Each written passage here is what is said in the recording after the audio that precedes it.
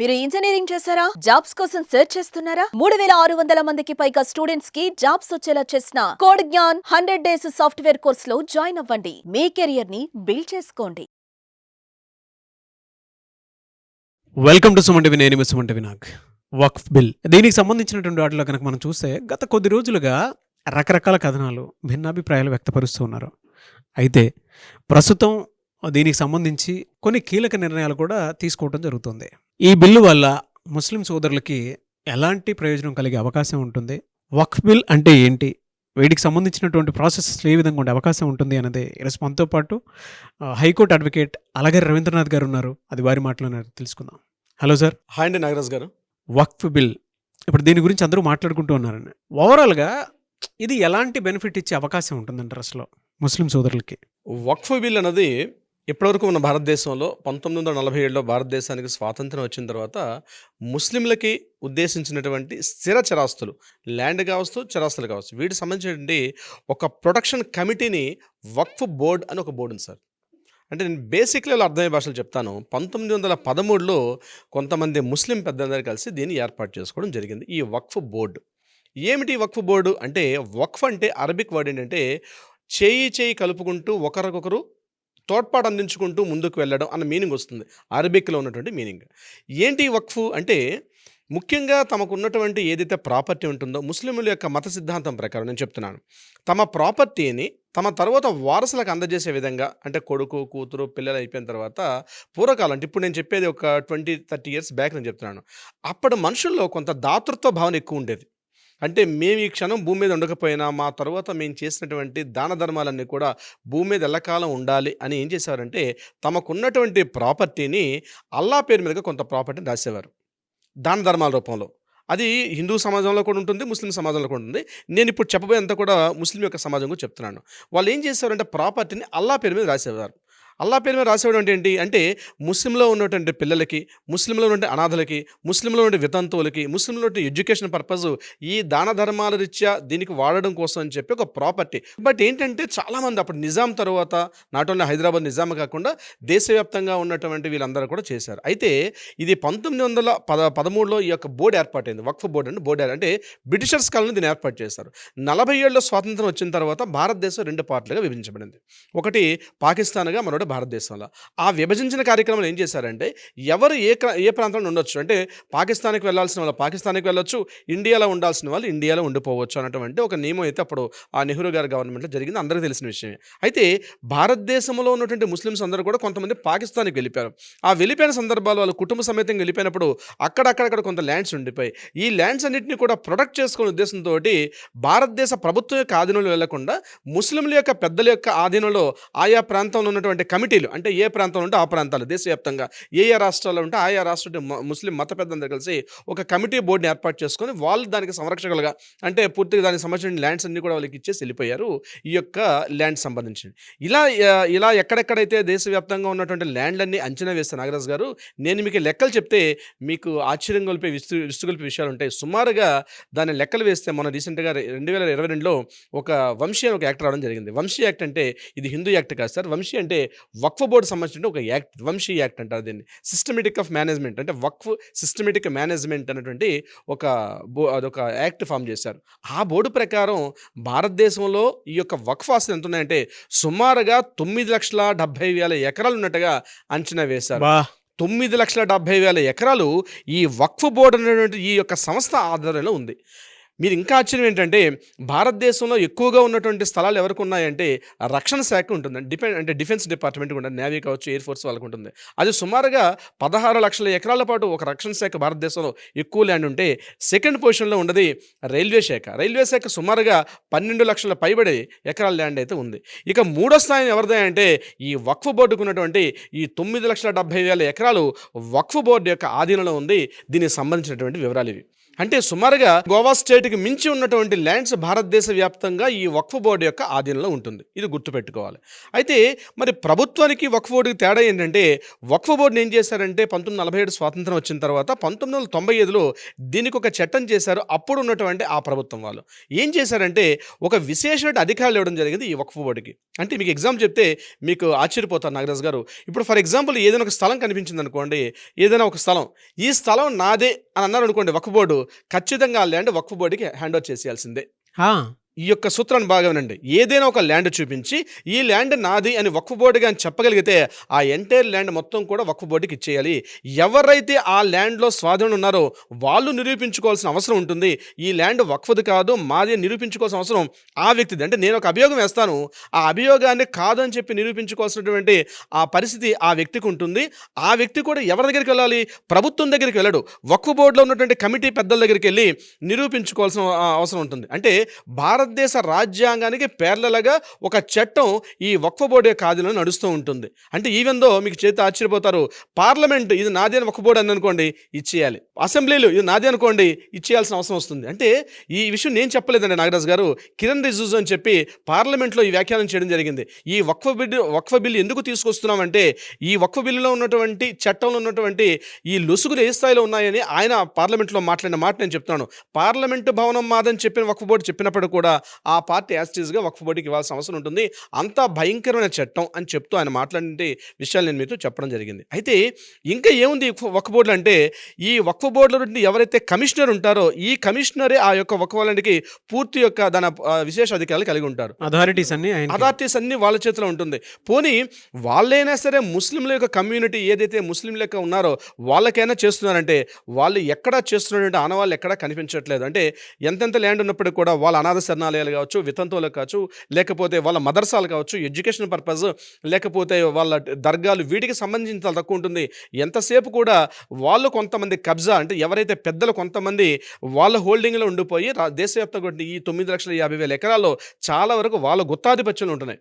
దీనిలో ప్రభుత్వం ప్రశ్నించే అధికారం కూడా ప్రభుత్వానికి లేదు. దేశంలో ఏదైనా ఉంటే ఇప్పుడు ఒక ప్రాపర్టీ మీరు నన్ను అమ్మారు నాగరాజు గారు, ఈ ప్రాపర్టీ అమ్మితే మీరు నేను కలిసి రిజిస్ట్రేషన్ ఆఫీస్కి వెళ్తాం, రిజిస్ట్రేషన్ చేసుకుంటాం, మనకంటూ మన లెక్కలు గవర్నమెంట్ లెక్కల్లో ఉంటుంది. కానీ వక్ఫ్ బోర్డు యొక్క ల్యాండ్ అని చెప్తే ఆ వక్ఫ్ బోర్డుకి సంబంధించినటువంటి లావాదేవీలు కూడా ప్రభుత్వం యొక్క లెక్కల్లో ఉండదు. మీకు నాకు సంబంధించిన ప్రాపర్టీ ఉన్నా సరే వక్ఫ్ బోర్డే కాస్ట్ ఉంటుంది.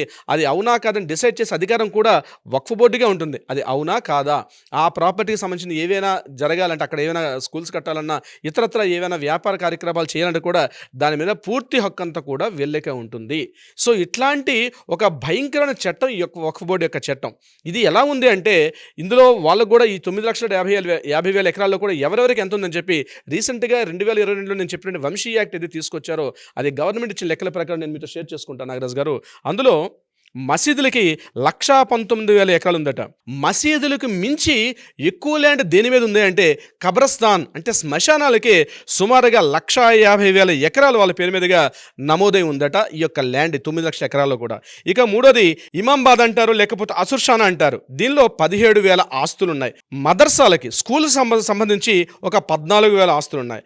ఇక సమాధులు, దర్గాలు వీటికి సంబంధించి ఒక 30,000 ఎకరాలు ఉంది. ఇక వ్యాపార లావాదేవీలు ఒక 92,000 ఎకరాలు, వ్యవసాయ నిమిత్తం 1,400 ఎకరాల్లో మాత్రమే వ్యవసాయ సంబంధించినటువంటి లావాదేవీలు ఉన్నాయి. అంటే ఇదంతా కూడా లెక్కలు వేసిన తర్వాత తెలిసినటువంటి లెక్కలు, అధికారికంగా పార్లమెంట్లో అమిత్ షా గారు ప్రవేశపెట్టిన లెక్కలు నేను మీకు ఇప్పుడు షేర్ చేసుకున్నాను. అంటే వక్ఫ్ యొక్క ఆస్తులు ఈ 9,50,000 ఎకరాలు ఎక్కడ ఉందో దీని మీద వక్ఫ్ బోర్డులో వాళ్ళే పెద్దలు. అంటే మొదట్లో ఏం చేశారంటే దీని మీద ఈ వక్ఫ్ ఆస్తుల మీద ఆ లోకల్గా ఉన్నటువంటి ఇమాములు, ఆ పెద్దల అధికారులు ఉంటారు. ఇక రాజకీయ వ్యవస్థలు అందులో ఎంటర్ అయ్యి వాళ్ళు పూర్తిగా గుత్తాధిపత్యాన్ని ఏర్పాటు చేసి దీని మీద ప్రభుత్వానికి ఎటువంటి అజమాయిషీ లేదు. అంతేకాకుండా ఒకవేళ ముస్లిం వ్యక్తులు ఎవరైనా సరే దాని మీద క్లెయిమ్ చేసుకునే అధికారం కూడా వాళ్ళకి లేకుండా చేశారు వాళ్ళు. అంటే వాళ్ళు గుత్తాధిపత్యం అంటే ఒక ప్యారలల్ గవర్నమెంట్ మెయింటైన్ చేయడం అనమాట. వక్ఫ్ బోర్డు ఆస్తి అంటే ఇట్స్ ఎ ప్యారలల్ గవర్నమెంట్, ఒక ప్యారలల్ రెవెన్యూ డిపార్ట్మెంట్ మొత్తం కూడా వాళ్ళు మెయింటైన్ చేసుకున్నది ఈ వక్ఫ్ బోర్డు యొక్క ఆస్తి. ఈ వక్ఫ్ బోర్డు సంబంధించి ప్రధానంగా ఒక 7 సవరణలు అయితే చేయడం జరిగింది. అది చాలా ఇంపార్టెంట్ సవరణలు. ఆ 7 సవరణలు కూడా నేను మీతో షేర్ చేసుకుంటాను నాగరాజు గారు. డెఫినెట్గా. ముందుగా ఈ వక్ఫ్ బోర్డ్ అని ఏదైతే వర్డ్ ఉందో ఈ యొక్క నేమ్ మార్చడం జరిగింది. దాన్ని ఏం చేశారంటే United Waqf management and empowerment efficiency and development act 2025 అని టోటల్గా ఈ ఇంతకుముందు వక్ఫ్ అన్నటువంటి ఏదైతే వర్డ్ ఉందో దాన్ని ఇంత ఫుల్ లెంగ్త్గా మార్చడం కూడా జరిగింది. ఇది ఫస్ట్ పాయింట్, ఫస్ట్ సవరణ. రెండో సవరణ ఏంటంటే, ఇంతకుముందు వక్ఫ్కి ల్యాండ్ రాసి ఇవ్వాలంటే ఎవరైనా రాసి ఇచ్చేసేవారు. అలా కాకుండా ఇప్పుడు ఏంటంటే అట్లీస్ట్ 5 years పాటు ఇస్లాం మతం యొక్క సిద్ధాంతాలని పూర్తిగా ఆచరిస్తున్న వ్యక్తి మాత్రమే రాసివ్వడానికి అధికారం ఉంటుంది. అతను 5 సంవత్సరాల పాటు ముస్లిం యొక్క మత సిద్ధాంతాల్లో ఖురాన్ని ఆచరించిన విషయాలు ఆయన పూర్తిగా ఫాలో అయిన వ్యక్తి మాత్రమే ఈ యొక్క వక్ఫ్కి ఆస్తి రాసివ్వడానికి అర్హత కలిగి ఉంటాడు. ఇది చాలా ఇంపార్టెంట్. అది కూడా అతని యొక్క సెల్ఫ్ ల్యాండ్ అయి ఉండాలి. అంటే అతను సెల్ఫ్ ఎక్వైర్ చేసిన ప్రాపర్టీ అయి ఉండండి. అది వారసత్వంగా సంక్రమిస్తున్న ప్రాపర్టీ కాకుండా అతని సెల్ఫ్ ఎక్వైర్డ్ ప్రాపర్టీ మాత్రమే ఇచ్చే అవకాశం ఉంటుంది. ఇంతకుముందు ఏం జరిగేదంటే, ఒక వ్యక్తి ఫ్యామిలీ వాళ్ళ కొడుకులకి ప్రాపర్టీ ఇచ్చిన తర్వాత అమ్మాయిలకి పెళ్లి చేసి పంపించిన తర్వాత ఆ ప్రాపర్టీ అమ్మాయిలకు ఉండేది కాదు. కానీ ఏదైతే రీసెంట్గా మనకు వచ్చే హిందూ సెక్షన్ యాక్ట్, వారసత్వ హక్కు చట్టాలు ఉన్నాయో అదే మాదిరిగా ఆడపిల్లలకు కూడా అందులో ఆస్తి హక్కు ఎలా అయితే ఉందో ఆడపిల్లలకు కూడా ఆస్తి హక్కు ఇచ్చిన తర్వాత మిగిలిన ల్యాండ్ మాత్రమే వక్ఫ్కి చెందేటట్టుగా ఈ యొక్క సవరణ అయితే చేయడం జరిగింది. ఇది రెండో ప్రధానమైనది. ఇక మూడోది ఏంటంటే వక్ఫ్ హలాల్ ఔలత్ అంటారు. అంటే ఏంటంటే వారసులు చూసుకుండేవారు. అంటే ఈ యొక్క వక్ఫ్ ల్యాండ్ ఇంతకుముందు ల్యాండ్ ఇచ్చేటప్పుడు 2 రకాలుగా ఉండేది. అంటే ఏంటంటే ఈ యొక్క ప్రాపర్టీని ఆ ప్రాపర్టీ వక్ఫ్కి ఇచ్చేవారు. ఇచ్చిన తర్వాత వాళ్ళకి సంబంధించిన వారసులు దాన్ని మెయింటైన్ చేయడం ఒక పార్ట్ ఉండేది. వారసులు లేకుండా పూర్తిగా వక్ఫ్ బోర్డే సంబంధించి ఉండేది.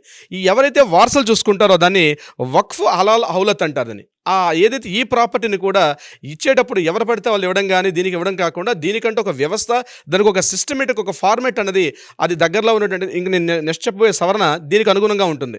సో ఇచ్చేటప్పుడు ఒక విశేష అధికారులు ఇచ్చేటప్పుడు వక్ఫ్ ఇచ్చేటప్పుడు కూడా డైరెక్ట్గా ఇచ్చేయడం లేకపోతే వారసుల్ని దానికి ఒక నామినీగా పెట్టడం కాకుండా అక్కడ కలెక్టర్ని ఇన్వాల్వ్ చేయడం జరిగింది. అంటే కలెక్టర్ దృష్టిలో తీసుకెళ్ళి కలెక్టర్కి పూర్తిగా విశేష అధికారులు వచ్చి కలెక్టర్ యాక్సెప్టెన్స్ ఇస్తే అప్పుడు మాత్రమే ఈ వక్ఫ్ ల్యాండ్కి ఇవ్వడం జరిగింది. ఇంతకుముందు కలెక్టర్కి ఎటువంటి అధికారాలు కూడా ఉండేది కాదు నాగరాజు గారు. ఇక 4th పాయింట్ ఏంటంటే ప్రాపర్టీస్ ఉన్నాయి, ఏ ఇతరతర కారణాల వల్ల వాళ్ళ వారసులు లేరు, ఎవరు సంబంధించిన ఏ స్టేజ్ లేకపోతే మిగిలిన ఆస్తులు ఎలా అయితే ప్రభుత్వ ఆధీనంలోకి వెళ్తాయో, అంటే ఇప్పుడు ఒక ప్రాపర్టీ ఉంటుంది, ఒక ప్రాపర్టీకి క్లాస్ 1 లీగల్ హెయిర్స్ అంటారు, క్లాస్ 1 లీగల్ హెయిర్స్ లేరండి, క్లాస్ 2 లీగల్ హెయిర్స్కి వెళ్తారు, క్లాస్ 2 లీగల్ ఆగ్నెంట్ అంటారు, కాగ్నెంట్స్ అంటారు.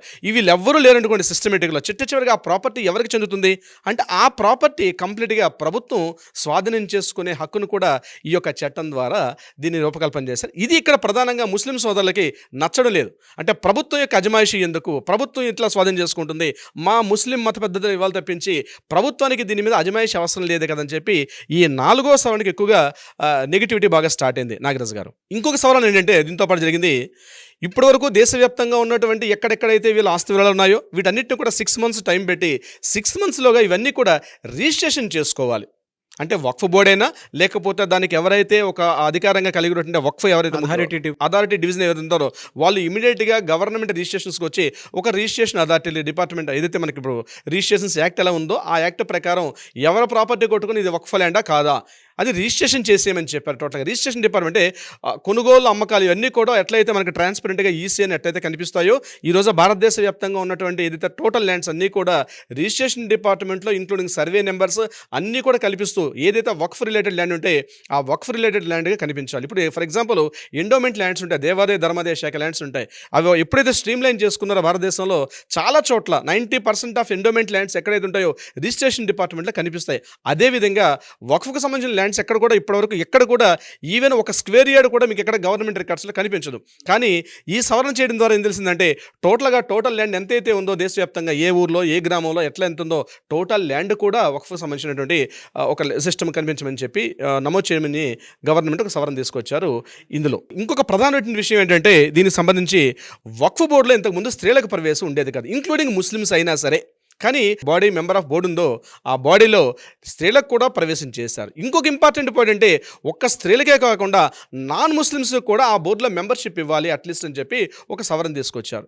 ఎందుకు సవరణ తీసుకొచ్చారంటే వీళ్ళ 1995లో యాక్ట్ ఉంది. ఆ యాక్ట్ ప్రకారం ఏంటంటే ఏ ప్రాపర్టీ అని చూపించి ఇది సంబంధించిన వక్ఫ్ ల్యాండ్ అంటే ఇమీడియట్గా ఎట్లయితే ఆ ల్యాండ్ని తీసుకొచ్చి వక్ఫ్లో ఎట్లా కలుపుకుంటారో ఇక్కడ నాన్ ముస్లిమ్స్ ఇందులో ఉండేటప్పుడు కూడా అది క్రిస్టియన్స్ కావచ్చు, హిందూస్ కావచ్చు, ఇతరత్ర జైన్స్, బుద్ధిస్టులు ఎవరైనా సరే ఇక్కడ ఈ నాన్ ముస్లిమ్స్ ఇక్కడ ఎంట్రీ ఇచ్చేటప్పుడు నిజాలు అనేది కేవలం ముస్లిమ్స్ మత పద్ధతులు ఉండేటప్పుడు ఏమైందంటే అది టోటల్గా మాదే ల్యాండ్ అని చెప్పి ఒక ఇనానిమస్గా తీసుకునే అవకాశం ఉంటుంది. ఎప్పుడైతే నాన్ ముస్లిమ్స్ కూడా ఆ యొక్క బోర్డులో మెంబర్స్ ఉండగలిగితే ఇది నాన్ ముస్లిమ్స్ కూడా ఉండేటప్పుడు ఏమైందంటే ఒక ట్రాన్స్పరెన్సీ ఉండే అవకాశం ఉంటుంది. ఆ ఉద్దేశంతో ఇద్దరు నాన్ ముస్లిమ్స్ని కూడా ఆ బోర్డు మెంబర్షిప్లు ఉండేటట్టుగా ఒక సవరణ తీసుకొచ్చారు.